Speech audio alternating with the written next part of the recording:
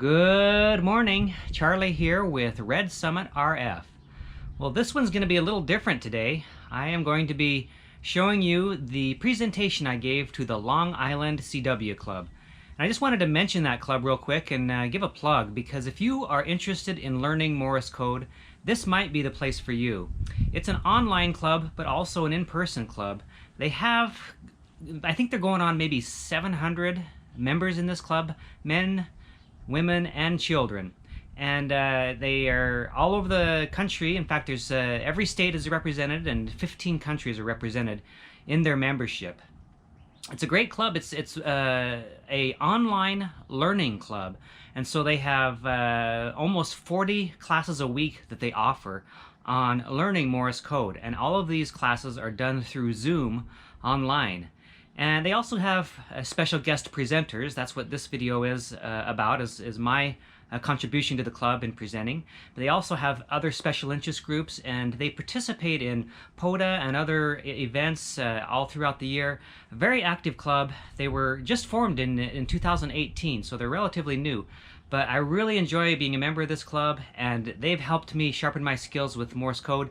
And if you're new to Morse code, if you haven't had a chance to really learn it yet and you're wanting to do so, maybe you ought to look into this club. It's $30 a month or $90 for a lifetime membership. So check them out. And I hope you enjoy this video, and we'll catch you on the backside. All right, good morning, everybody. Welcome to the POTA SOTA QRP Portable Operations Forum. That is a mouthful. Today we have Charlie Red Brown from the Summit's Red RF YouTube channel. He's an avid hiker, SOTA activator, and also he does a lot of CW, and he's gonna talk. He's going to give us a presentation. It's kind of open-ended. I'll let him explain a little bit. If you have questions, feel free to ask him or post them on the chat, and I'll work it out between myself and Charlie. So with that, Charlie, it's all yours. Okay. Hey, thanks everybody. First of all, thank you for inviting me to here. How's my audio, Dimitri? You hear me okay? Yeah, good. All right. I can hear you fine, yes. Okay, just want to make sure before I get going too far in.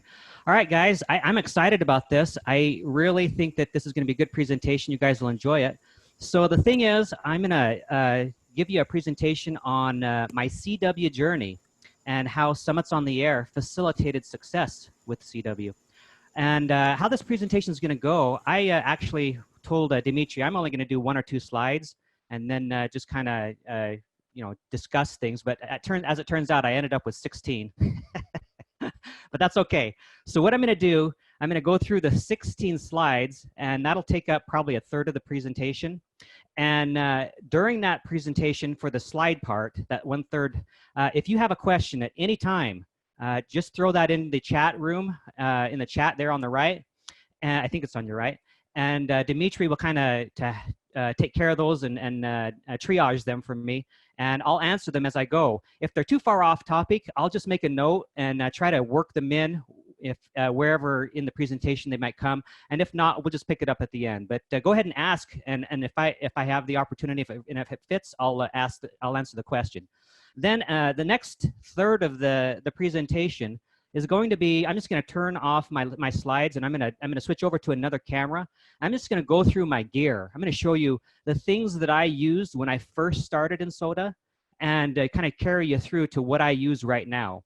And for that, you don't even need to post anything in your chat. If you have a question, just unmute and ask. I think it'll be just fine. I think if it gets out of control and we lose control of the room, which I don't think will happen, then we'll go back to the chat way. But let's try just a discussion. And then the 3rd portion, I'm just going to wrap it up, and I'm just going to open-end question. Whatever you guys want to talk about, whatever you want to see, if there's something that I can address to help you out, then I'll do that. So that's kind of how it's going to go. So before I move on, are there any questions about how this is going to go? Okay, as I was introduced, my name is Charlie. I go by Red, and when I was younger, and actually I was raised by my grandparents, and I was a flaming red, freckle-faced kid, and my grandpa gave me the nickname Red, and I've used it off and on throughout my life. But you know, when I started using CW, it became obvious to me that it was difficult and annoying, maybe in some cases, for people to say, "Hey, Charlie," when they could say, "Hey, Red." So you know, spelling out Charlie CW, it's not that difficult, but it's much easier to say Red. So that's kind of when I picked up the Red nickname again, and so it's my nickname. I usually use it just mostly for CW, but I know if you want to call me Red, it's fine. So, but my name is Charlie Brown, actually. So if you look at the slideshow here on the right, there's a whole bunch of snow. That's where I'm from originally. It's Afton, Wyoming, and I was raised there on a farm. And it's a really rural area. I loved hunting and fishing growing up, and you know, the outdoors. It was really cold there. You know, it was very snowy most of the time. I don't think there was snow on the ground probably 6 to 8 months out of the year. So that's where I lived. That's from Star Mountain up there on the top, overlooking the valley where I grew up. Then moving down to the bottom center. That's about 60 miles from my house. That's the Grand Tetons. And I loved hiking up in there and enjoying that area. The whole area, Yellowstone, Teton National Park, all that, beautiful. But so is it, you know, where I'm from. Then to the left, you know, I moved to Arizona in my 20s. And I didn't know how I was going to handle it because I absolutely love Wyoming. And in fact, I plan on going back to Wyoming, you know, once I retire. But I moved to Arizona. I've been here now 25, 30 years. I lose track. But I've grown to love Arizona. You know, I love it equally as well as where I grew up. That picture there on the left is me up on a point overlooking the Grand Canyon. That's when I was doing a through hike through the Grand Canyon, you know, several years ago. So anyway, so I have a channel, a YouTube channel. There's the link right there in the center, YouTube/C/RedSummitRF. And I post a lot of my hiking adventures and my SOTA there. So if you're interested in checking that out, that'd be cool. So if you want to email me, you can do that right there. The middle one is de.nj7b@gmail.com. And then the last is my Twitter account. So there we go. That's all about me as far as I think I'll take it today. Some of my interests. I really love working with youth. That picture, the bigger one on the left, that's a church group that I led. I planned and executed a retreat for this church group. We did an overnight thing, and that right there is where we were doing the service project. But I love just working with youth generally. There, just below that on the bottom left, that's a picture of me and my venturing crew. We made it to Philmont and hiked. We did 100 miles of backpacking over what was it? Probably 10 days, I think. So 10 miles a day. That was back in 2013. And then here on the right, it may look rather bland and not that interesting, but this is one of my favorite things. This is a picture of On Target. And what On Target is it's a scouting event where you go up to the top of a peak. It can be any peak.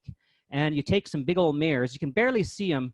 Let me see. Probably if you can see my mouse right there. If you can't see my mouse, can you see my mouse by chance? Yeah? Okay. So right here, there's 4 mirrors that are kind of displayed together, and they're kind of using the sun to reflect to another peak to show other people. You know, they're kind of showing people where they are with a flash of a mirror. What's cool is if you see the kid down there in the bottom left right here, ham radio. What we do is we use ham radio on these peaks to coordinate with other scout troops, and then we try to get a flash or a signal between the two. Lots of fun. So anyway, I really enjoy helping out the youth in many ways, and it's a passion of mine. Another passion is my wife. I really love my wife, and I'm so grateful for the fact that she and I have the same interest in hiking. We go on backpacking trips and hikes a lot. Here on the left is a picture of us when we were at that's Angel's Landing in Zion, and in the middle there is a Half Dome. We hiked to the top of Half Dome in Yosemite, and then on the right is us at Humphreys Peak. That's the highest summit in Arizona, and my wife gets altitude sickness. You don't know that from that picture. You couldn't tell from that picture right there. But right after that picture, she went over and heaved a big old pile of, you know what, off the side. She puked her guts out. But anyway, we have a lot of fun. Okay, so my other passions. So I've got three, I guess I could say, is you guessed it, is Summits on the Air. I have been involved in Summits on the Air for a long time, and I've really done a lot with it.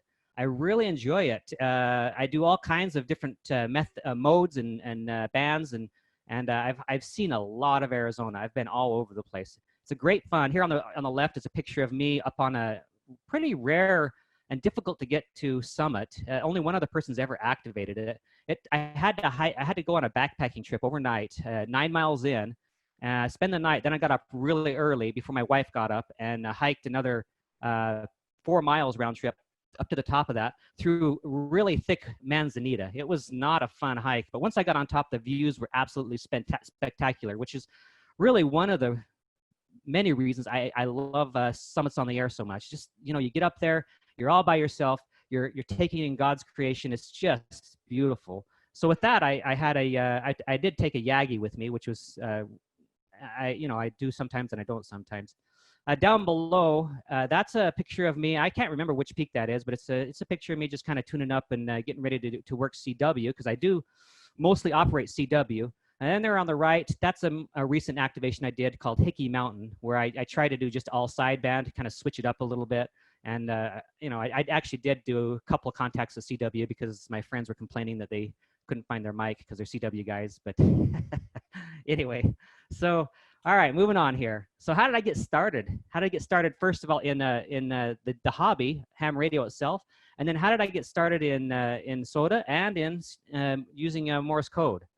Well, so in 2005, there's a picture there on me on the left. That's field day, and I was kind of interested in emergency preparedness back in 2004, 2005, and because I felt like communication is critical in an emergency, and so I happened to be visiting a friend of mine, and let me see if I can mute just a minute so I can cough. There we go. So I was talking to him, and he said, "Hey, why don't you come join us for field day?" Because I was saying I need to figure out how to do this communication thing. So join us for field day. I'll show you all about how to communicate. So I went and joined him a field day. This was actually just at a park near me. It wasn't even up in the mountains, and I participated, and I was hooked. Shortly after that, I think it was 3 months later, I had my technician license. So in 2005, I was licensed as a technician, I think in November, and then I spent from 2005 to about 2012 just doing VHF, UHF, and that's all I did. I was a satisfied technician, but then after a while, I'm like, I got to get into this HF stuff. I finally figured out how to get an antenna up. And in 2012, I got my general license, and I started doing sideband a little bit, but really my interest was digital. And I spent a lot of time from 2012 to 2014 working RTTY, PSK, Olivia, all the digital bands. And it was near the peak of this last solar cycle. And so I really worked a lot of countries, both in sideband and in digital. I didn't really keep track of a lot of stuff. I was just having fun. I wasn't seeking my DXCC or anything like that. I just having fun. Well, then 2014 rolls around, and I hear about this SOTA thing, and I'm like, hey, I love hiking. And what's this all about? So a friend of mine, kind of put me onto it. I was wanting to join. I didn't know much about SOTA, and then my friend Brian, his call sign is W7JET. He gave a presentation at our club about SOTA, and I went up and talked to him afterwards, and he invited me to come do an activation with him. And so in 2014 is when I started doing SOTA, and I did that with SSB and VHF probably for, I'd say, close to a year before things kind of switched over to CW. So for about a year, I was just I was really loving doing Summits on the Air sideband and VHF. There up there on the upper right is me on top of the highest peak here close by in the Superstition Wilderness. It's called Superstition Peak, and I didn't take that flag up there. It was up there. I just used it as an antenna mast. So, all right. So my CW learning skills. So what happened was I was kind of halfway through this year of SSB, and I thought, hey, you know, there's a lot of people out there who are getting a lot of contacts on CW. I noticed that I was, as a sideband only guy, I was kind of struggling sometimes to get enough contacts. Luckily, as I mentioned before, it was at that peak of the last solar cycle, so it wasn't too bad. But I knew that as time went on, it was going to be more and more difficult, and I knew that I needed to kind of figure out this CW thing. So in late, I think it was, when was it? Yeah, probably late 2014, I decided it was time for me to start learning CW. Let me mute here again. So here's a list here on this slide of some of the things that I used to learn Morse code. I started with Code Quick Computer Program, and I'm going to stop right there, and I'm going to say I know that the Long Island CW Club, well, I guess I don't know for this for sure, but I would guess that most people that are instructors would say to avoid that Code Quick Computer Programming. It's a program where it associates a name and a picture with a letter, and I think that learning it that way is discouraged. So I'll just say that. But that's what I used. I also used 2 or 3 different Android apps, mostly with the Coke method. I think that's how you pronounce it. And the one that I liked the best, I just went and checked, and it's gone. It isn't even there anymore. But there are several Android apps out there that you can use. I also use those ARRL CW files. I think if I'm not mistaken, it's a transmit of the I can't remember. I think it's the news line that they give out or something like that, and they record it in CW at 5 words a minute, 10, 15, 20, and so they put those files out there for you to copy, and so I use that. And another thing is Chuck Adams. I don't know if you've even heard of Chuck Adams before, but I know him personally. He lives here in the Valley, K7QO. And he is a proficient CW operator. He actually wrote a code course, and I use that, and it's free right now. I can probably send that in the slide notes here at the end of the show or something like that. But he, just as a note, he's a astrophysicist. I think it's an astrophysicist. He's got a PhD in some sort of really crazy, I think it's either an astrophysicist or just a physics of some sort anyway. But he can copy 140 words per minute, and I've seen him do it. It's just the call signs that he does. But I mean, we set up a transmitter. I sat there and you know, a 5 letter or a 5 character Morse code sequence of letters, sent it through the machine. It spit it out at 140 words a minute. All I heard was brr, and he said, "Oh, that's da, da, da, da, da," and he was right. Absolutely amazing. The guy he's been sending Morse code since he was probably 12, and in fact, one thing that he told me, I took him on a Summits on the Air activation with me one time. He told me he's never picked up a VHF radio ever. He's only ever done CW for his entire life, and he's got to be in his 80s now. I'm not quite sure, but sorry if that's not correct, but I think it's pretty close. And then, of course, the last thing was listening to the radio. So I used all these things to try to learn Morse code. And my progress was, I didn't think was that great. I continued to try to prod through, and I learned the letters. But it seems like every time I started listening on the radio, it just kind of, I couldn't get it. You know, it just seemed different, and I was having a really hard time. But after 3-4 months, maybe 5 months, I felt like I knew the characters. If you sent me a letter at 10 words a minute, one letter or a number, I could get it. But when you put it all together and stuff like that, that was where I was really struggling. And so then the day came, and this is a picture on the right of a peak called it's peak 7500 over in Wyoming. I was operating SOTA from that peak one day, and this was about 3 months in, maybe 3 to 5 months into my trying to learn CW. I was still totally 100% sideband with a little FM in there, a little bit of UHF, VHF, and then about 2 weeks later, on that, you'll see Mingus Mountain there on the left. It's a beautiful picture there. This is taken from the hang glider launch point, but Mingus Mountain. that's the first time I actually had a CW contact. It was from that mountain. Well, I guess I could say I had one contact from my shack that was I guess you could count. But as far as summits on the air, that was the first time. And so what made the difference between me finally getting on the air and not? Well, I wanted you to take a look at these logs here. These logs are from the what do you call it? From the Summits on the Air database. And if you look there on the left, that was dated February 8th, 2015 on Summit 7500. Okay, and if you look at the mode column, you'll see CW all the way down, all the way down, and it looks like I was doing pretty good there. Got a lot of contacts that time. And if you look over on the right, that's the 14th of August, so that is less than 2 weeks later, 2015, FM, and then CW, and then a few sideband, and then some more CW.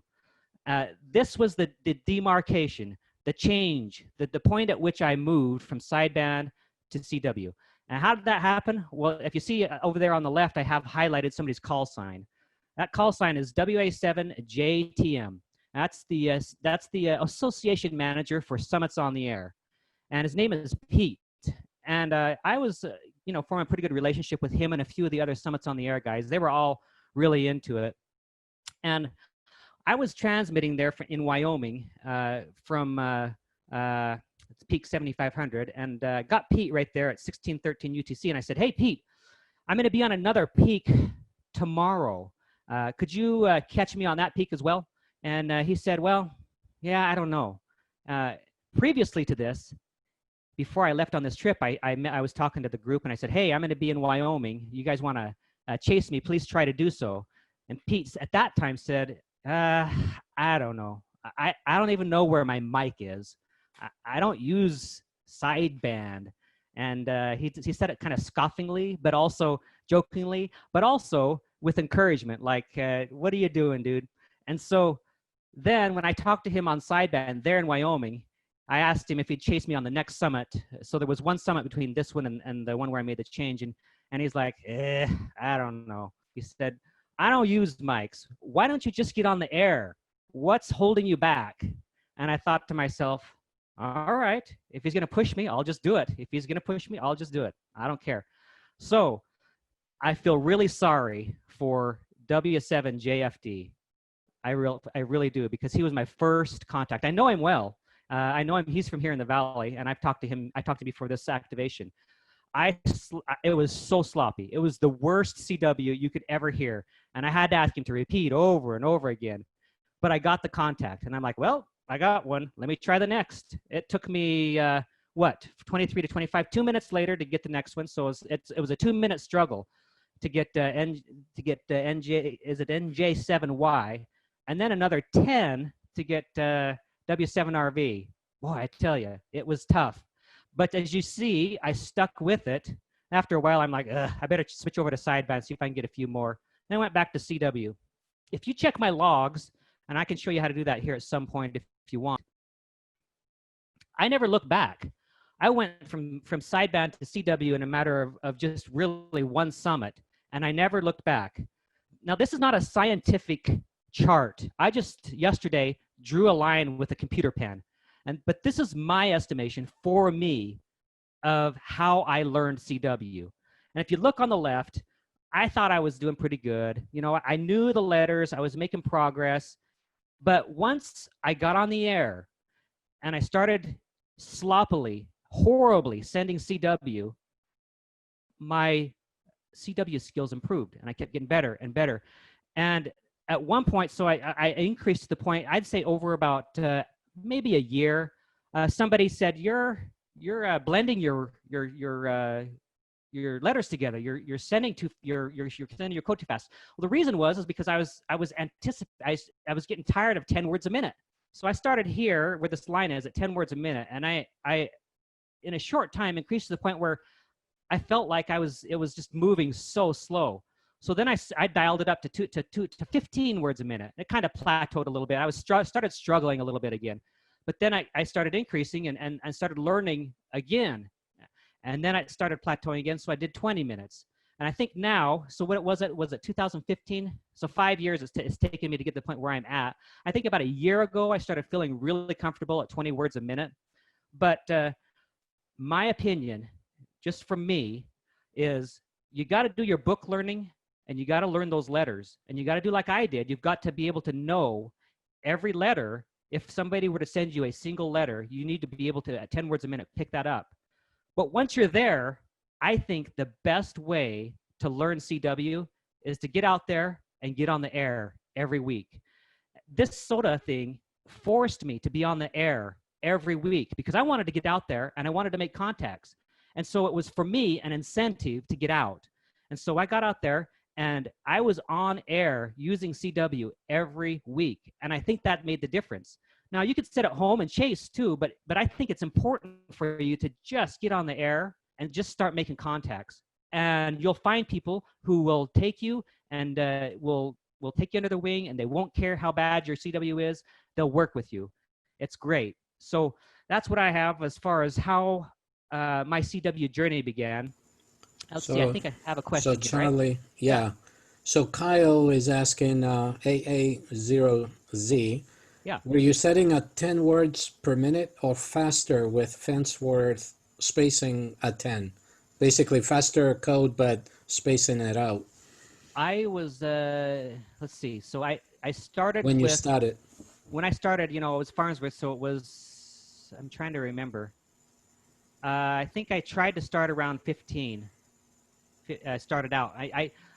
Before I started CW, I kind of asked a few people, and they all mentioned that it would be best if you tried to start learning at a faster speed, so that you know, just had the spacing wider. And so I think I started right around 15 to 18 words a minute with big spaces. Does that answer the question?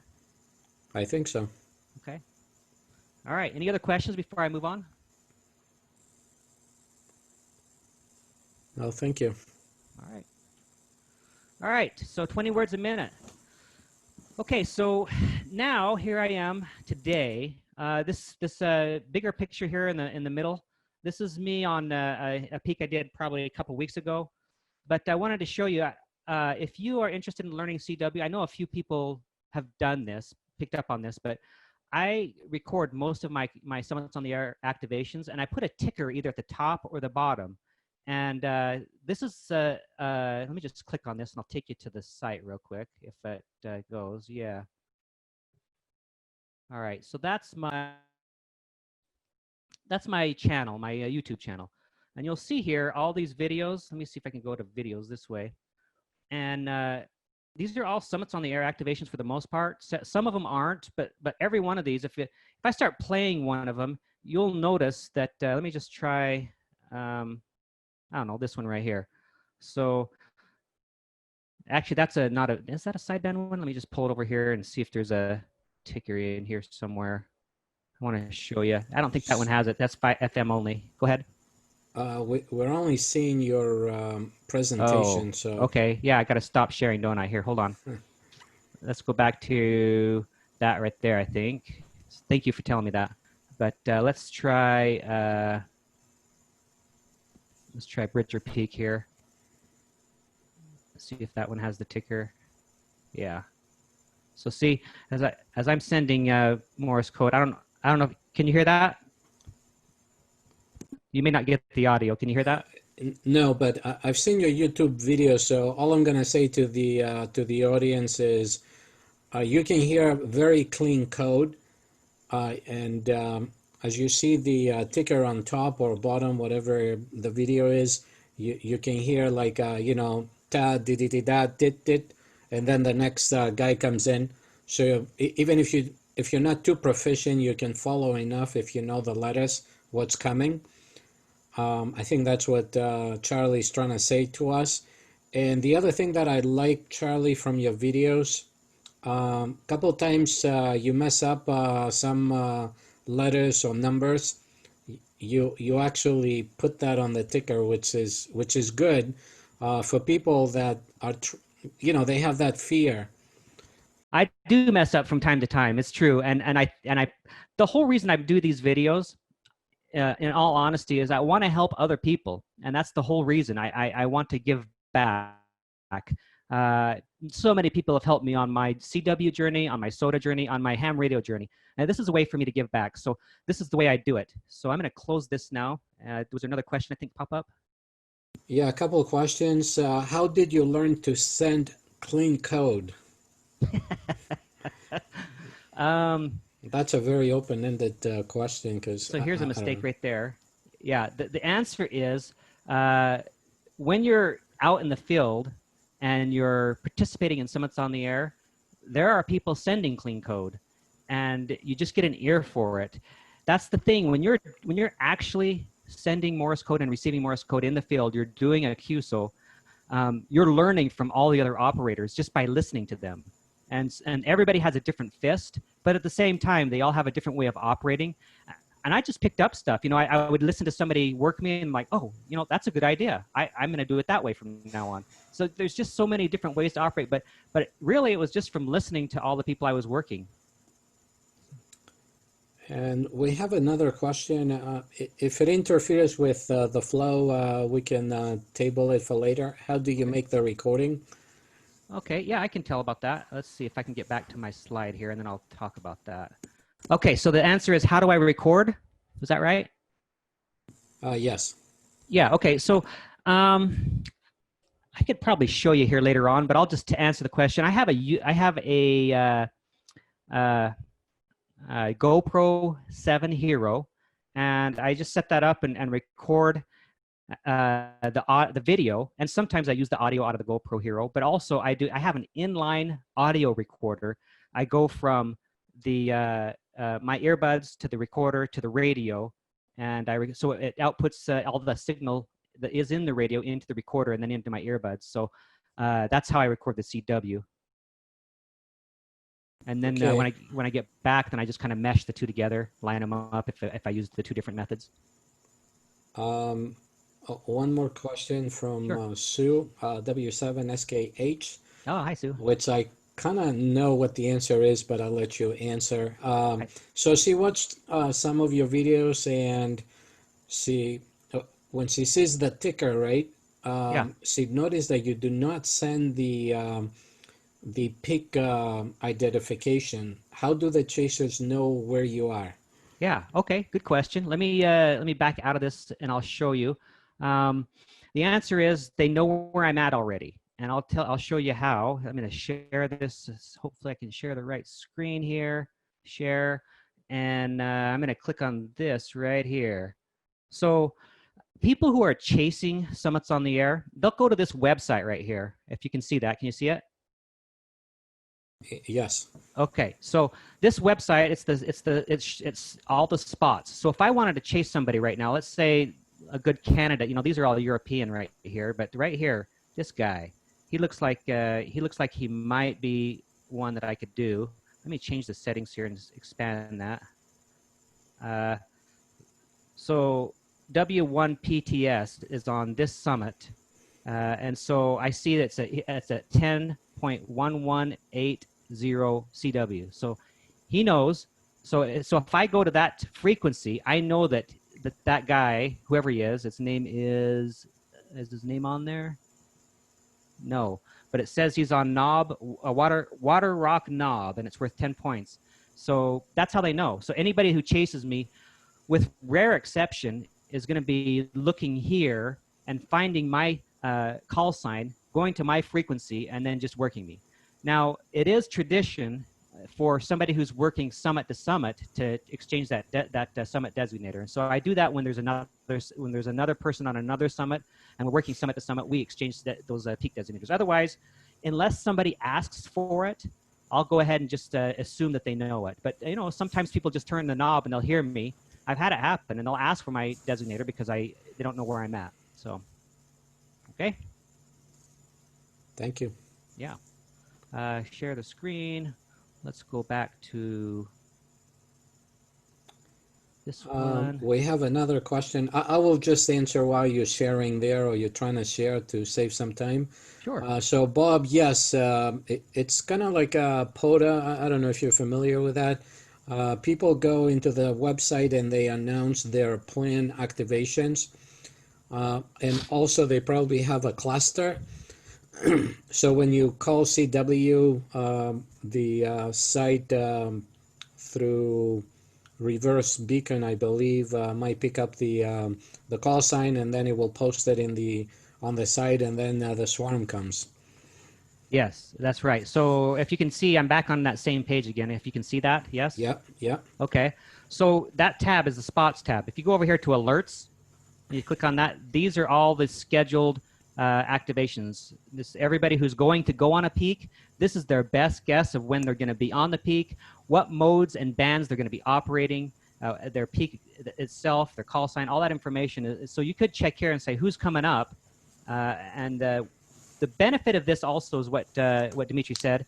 If you're in here and listed, then if you're sending Morse code, it's only an advantage, something that happens if you're sending Morse code. It won't work with anything else but Morse code. But if you're sending Morse code and you've put your alert here, and you're within a window of an hour before or 3 hours after the time that you put in the alert, then the reverse beacon network will pick up you sending CW, and it'll automatically spot you there. You won't have to touch anything. You just start sending Morse code, and eventually, in about 30 seconds, you pop up there. People know you're there, and they'll start chasing you.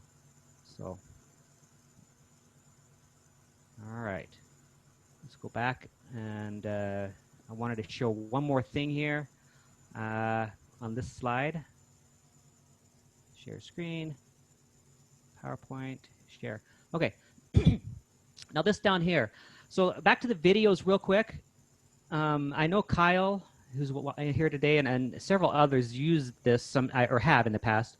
At the bottom of my videos, let me see if I can bring it up here. This one here, at the bottom is it takes you to this link. So for every activation I do, I record all the Morse code, the whole thing. Even if it isn't in the video, I record all of it. And when you click at the bottom of the video you're watching, it'll take you to the folder for that activation. Let me just click on this most recent one. And in there is the audio file for that activation.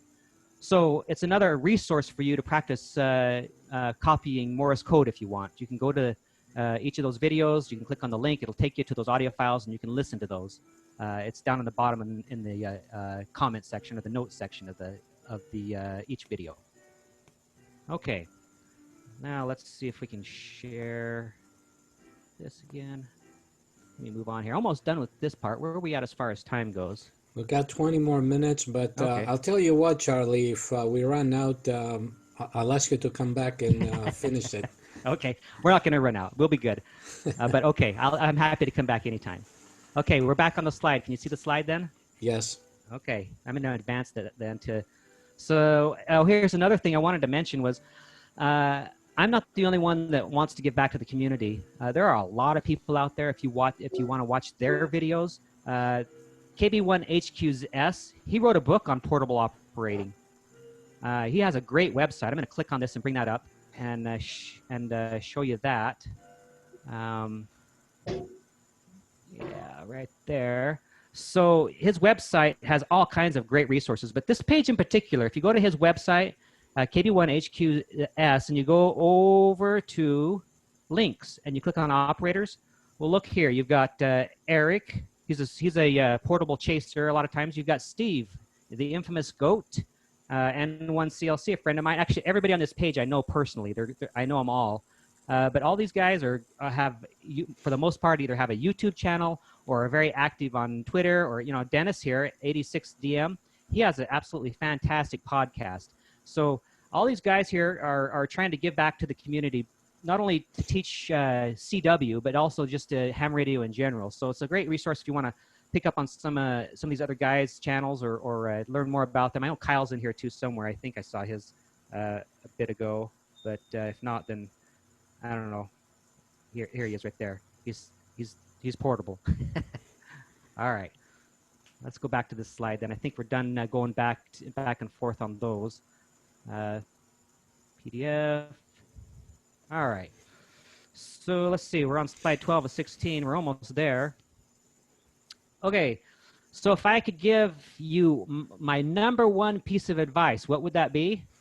Well, it depends on advice for what, right? If it's for soda, then I would say Diet Coke for sure.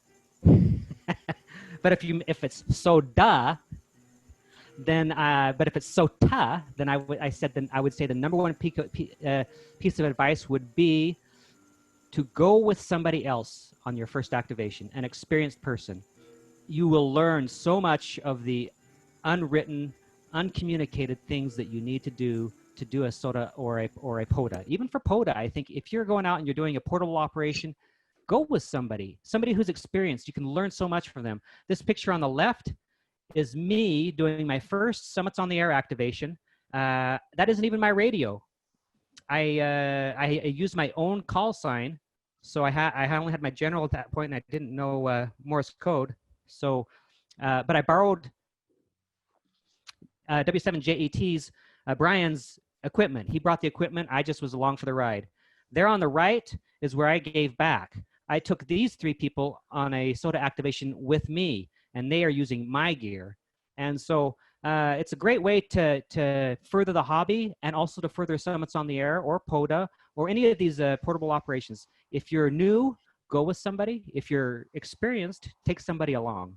Okay, so my number one piece of advice for learning Morse code, I think you can guess what that is. And that is to get on the air as soon as possible if you know each letter and code, letter and number. If you do, just get on the air.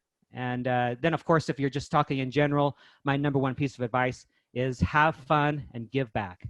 So there you have it.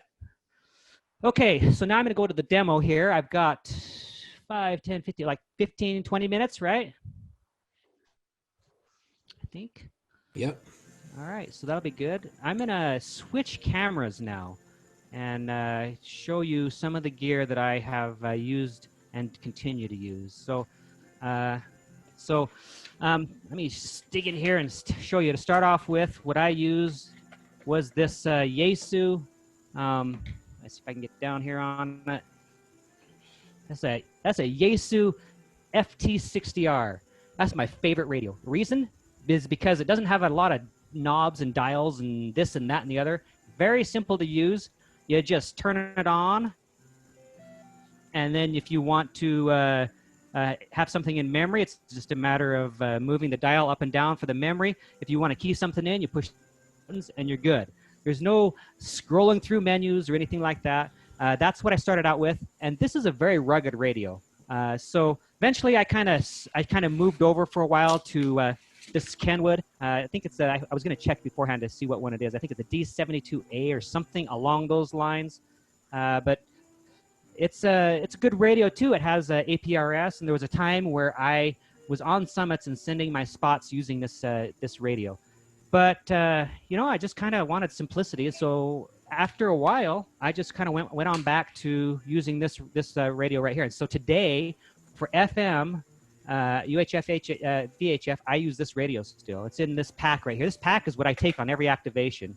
So in there is this radio. I'm going to scoot this over for a minute and bring over this. Oh, let me just show you as well. There's this antenna. This is the antenna that I started out with. It's actually, I taped it up here. It needs to be soldered, but it's a Slim Jim J-pole. And I just, you see these Velcro things on here. I just took this and I attached it to a pole and used these Velcro to kind of snip it to all the different locations along a fishing pole to deploy it. And so that 2-meter radio, the FT60R and this antenna here, or the duck, they were the main 2 things I used for a lot of activations until I got the HF rig, and that's this one right here. Actually, this bag here I picked up at a Goodwill store for like $2, and then I just bought this foam to put in it. So I, just kind of, however you can do it. But here it is. It's a pretty popular radio. It's the FT 817. It's a 5-watt radio, all band, all mode. And so I use this as it's only 5 watts, but I've worked the world with it all the way to, as far as you can imagine. So this is what I take on every activation for the most part. I started out with this sideband, and so, I'd take along that, and I'd have this mic if I can still find it in here.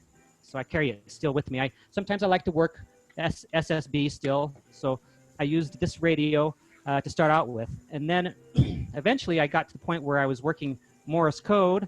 And so, a funny thing is, let me just switch back here real quick and tell you, got time. Chuck, the guy I was telling you about, not Chuck and Sue, but Chuck, the CW guy that could copy 140 words a minute. So when I went on my activation with him, I had my original key. This is the one right here that let me show you here. Let me switch back again. I got to switch back and show you first so you can see the story here. So my first key that I used, and I used this probably for a year. See if I can get this off. I still have this in my pack as a backup, but I never use it anymore. See, the tape's even. There it is. Check it out. It's a MFJ. When I bought this thing, it was close to $15, maybe $19. But if you can see, man, it's just basically a two touch things there and a cable that goes in. So, I was poor. I couldn't afford $100 and whatever key. So I spent, I probably could have made one, but back then my skills weren't like what they are now. So I just used this, and I made plenty of contacts with it. It's like I said, and it's still for sale. I checked MFJ; they sell them for $25 now. So anyway, I was up on a peak, and I was using that key, and Chuck, CW since he was 12 or whatever age he was, 140 words a minute. He really knew his keys, and he asked me what key I was using. I showed him that thing, and he he was very nice about it, but he communicated without being rude that I might want to consider upgrading. And so I'm like, I guess I better do something about that. So I did. I saved my money, and eventually I got this next one. So let me switch my camera back here and show you. I was lucky enough to get this while it was still on the market, but it's a Pico Palm radio key. A lot of people have these, but it's not made anymore. But I've used this for every summit that I've done CW with maybe a few exceptions since. It's a great key, and it's light and portable. So that's what I've used up until just relatively recently. So, all right. And also in this bag here, it's just I've got a headlamp and a thing for the battery to plug into, and that's about it. So I'm just going to move all that stuff over and out of the way. This one's my earbuds. I take my earbuds because people get annoyed if they keep hearing CW through the speaker. So we don't do that. So, all right, that's that. The battery I use here it is right here. I actually carry two of them with me. It's duplicates, but it's an airplane battery, the Zippy 4000. I bought this now going on 4 years ago, maybe 5 years ago. It's still working strong. I can get 6 activations out of this before I have to charge it. Then I have a second one here that I bought because I was worried I was going to go out, and that one I've only used a few times. It's I probably wasted my money because it's just never been used in the last 4 or 5 years. But it's there if I need it. So there you have that. So now let me say I also navigation. I used this when I started out. I have a much better one now. It's a GPS, and let me see for the antenna. Let me move this out of the way. This is my antenna bag. I have some paracord in here that I keep in here in this pouch, and then right here, I've made all of my antennas. I've used only pretty much linked dipoles, so there it is. It's pretty big and bulky. I've made another one since that's much less bulky and than that one, but there you have that.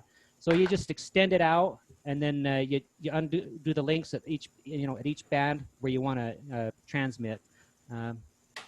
I've also went to doing for UHF. I've also done some. This is an Elenco. It does 1296 and 220 as well. So I have that with this little Yagi. So I've not stuck with just HF. I've done also VHF and UHF a lot too. Let me see what else. Okay, so I wanted to show you my bag that I do for backpacking. I had for the longest time was really struggling with the backpacking thing and taking all this heavy gear. So I finally decided to fix that. So this pack right here, I can take this pack, just this pack alone. Let me zoom out here. This alone is 1 pound, 12 ounces, and I can operate 20, 30, and 40 CW from anywhere. The only other thing I need for this is a mast. But if I'm hiking on a summit where there's a tree and I don't need to take a fishing pole along, this is it. This is all I need. So in here is a radio that is very small. So compared to the FT817, that's the radio. It's people describe it as the size of a deck of cards. Now look at the battery here too. Grab that. So compare the size of the battery. Significantly different. Okay. And back in this bag here, we've got my earbuds and another key. Now this key here is interesting. I'm gonna take the earbuds out. This key was made by N0SA, and he does these. He makes these as a hobby on the side, and I was lucky enough to get one. I don't know how lucky you're gonna be, but I was lucky. So I use that as the key I use for portable, and it's also quite small. This antenna that I made here is, let me see if I can get this out without tangling it everywhere. There we go. Let me just show you the size difference here. So here's this one.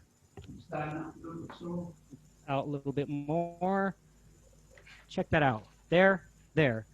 Half the weight, half the footprint. So much different. And then in there also is some paracord, and that's about it.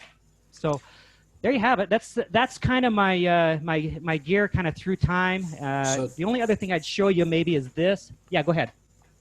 quick question. Bob K4RLC from South Carolina, he has a question. When you go to a peak that is exposed rock face with no trees, which antenna are you using?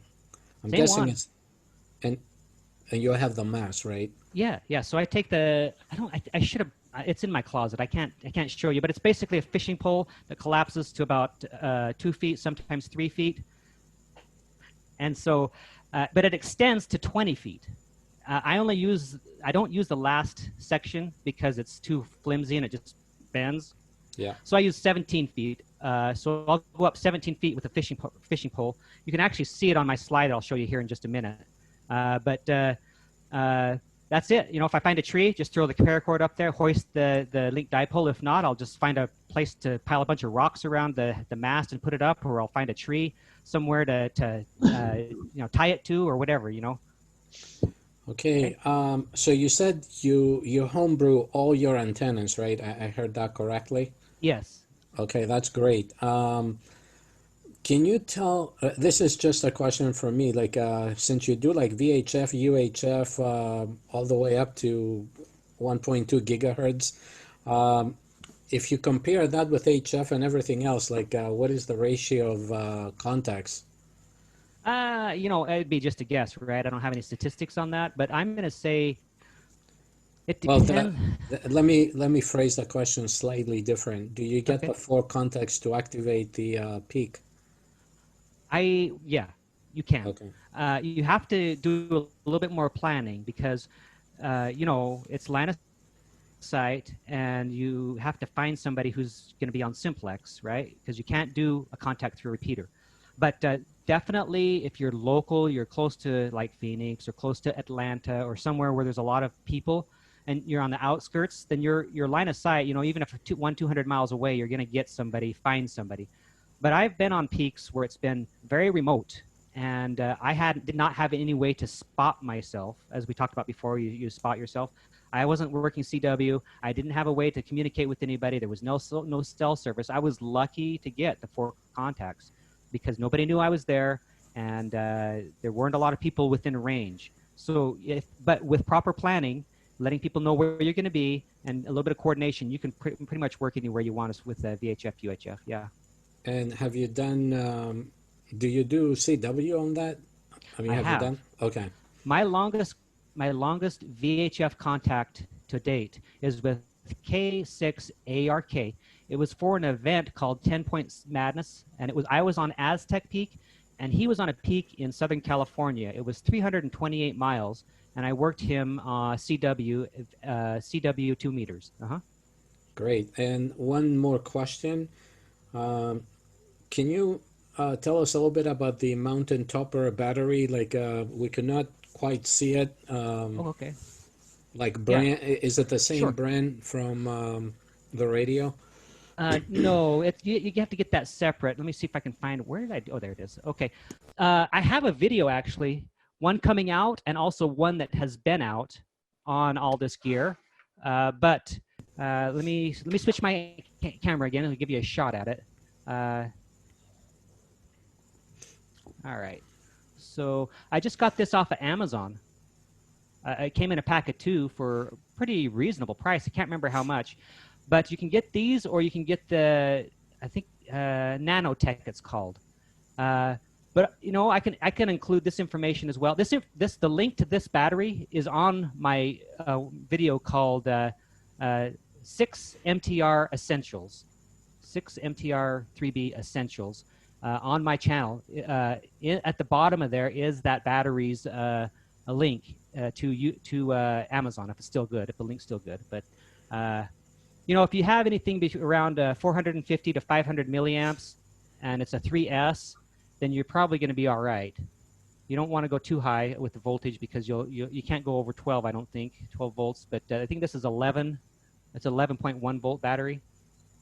So it puts out, I think so. I get 4 point something watts, almost a little over 4 watts with this. How long does this last with the radio? Okay, I'm still kind of practicing with this. So I haven't done more than 2 activations with it. So I would say at this point, I would guarantee 2 hours, but I don't know. The point I was going to make is it was only drained about 10 to 15% after doing 2 summits. So I know I've got a lot more in there, but I just haven't practiced with it to know. Okay. Any other questions? I know we are kind of almost at the top of the hour, sorry, I'm seeing some stuff moving around here. I just don't want to make any mistakes. For Charlie, before. All right. So Charlie, thank you very much for taking the time. I know it's very early. Well, maybe not now, but when you started, it was early enough to come in to give us the presentation. And I'll encourage all our members here to open their mics and give you a nice round of applause. Thank you. Thank you. Thank you again. Thank you, Charlie. Wrapping it up, I wanted to say thank you so much for watching this presentation, and also thank you for supporting my channel. You can always catch more videos right here, and also you can subscribe right up here. So until next time, I'll say 73 to you.